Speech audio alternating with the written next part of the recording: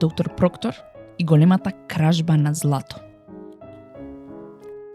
Во точно 8 часот, шефот на Националната банка на Норвешка го направи она што го правеше секое утро кога ќе дојдеше на работа. Слезе по скалите кон најдлабокиот подрум во Норвешка.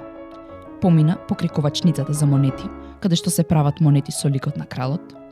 Уште понатаму покрај печатницата на банкноти, каде што се печатат банкноти со ликовите на познати норвешки личности, кои се веќе починати и повеќето од нив со мустаки, покрај просторијата за пушење, каде што се прават круговиот чат, и понатаму, сосем долу, каде што луѓето си ги чуваат сите своји сефови.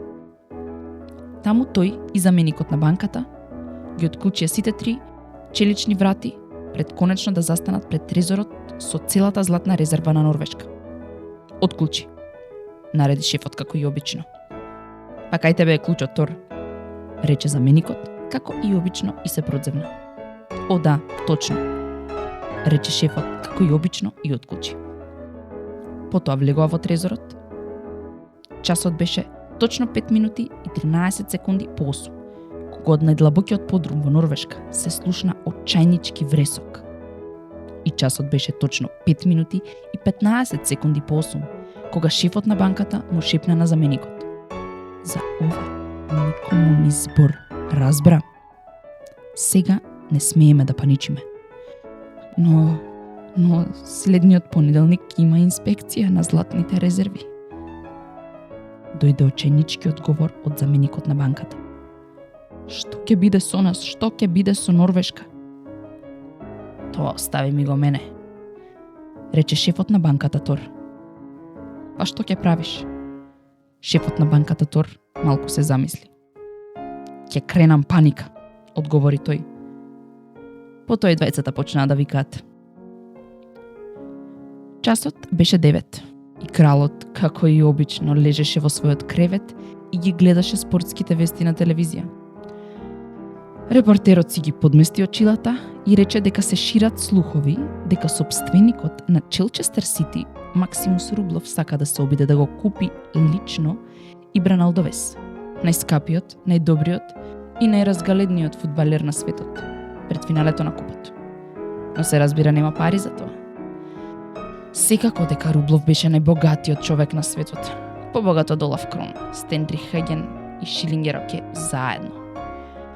Рублов ги поседуваше и Финска, Нов Зеланд, 18 фабрики со дебелчат и тенки деца работници, 24 политичари, стадионот Челчестер, 4 дозволи за такси возила и еден украден велосипед со 24 брзини.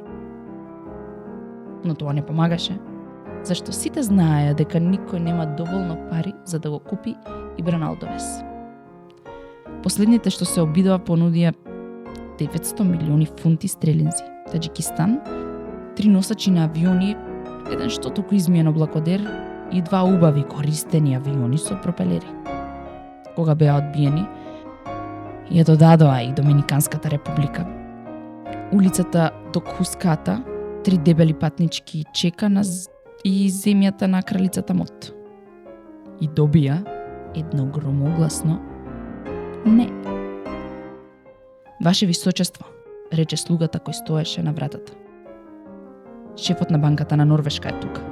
И нека влезе, рече кралот без да го тргне погледот од екранот. Шефот на банката се втурна внатре. Зар тоа не е ужасно? Да, рече кралот. Сите тие пари.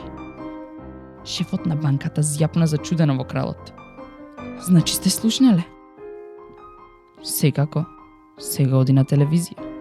А Рублов нема потреба да го купи Ибран Алдовес, за да го победи Ротенхем.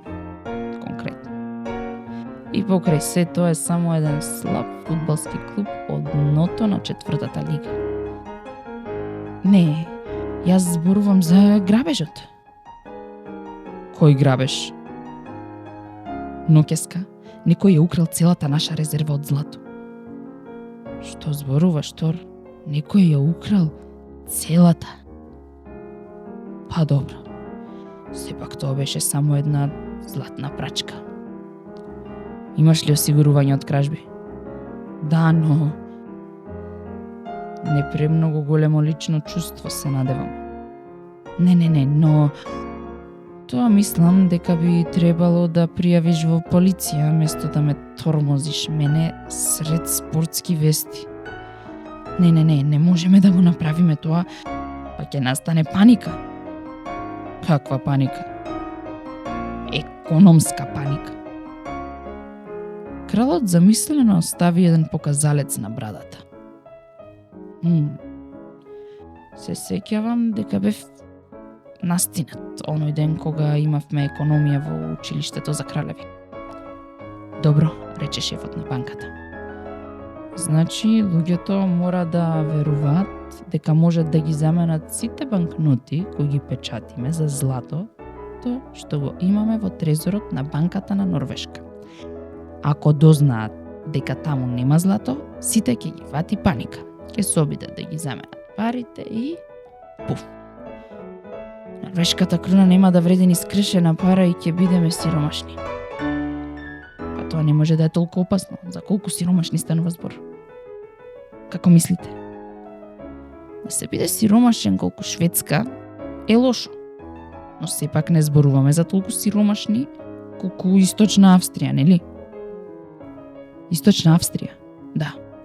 Во Западна Австрија се оди како подмачкано, но слушам дека во најтешко погодените делови на Источна Австрија многу луѓе немаат пари ни за автомобил за сопругата или за викендичка на планина.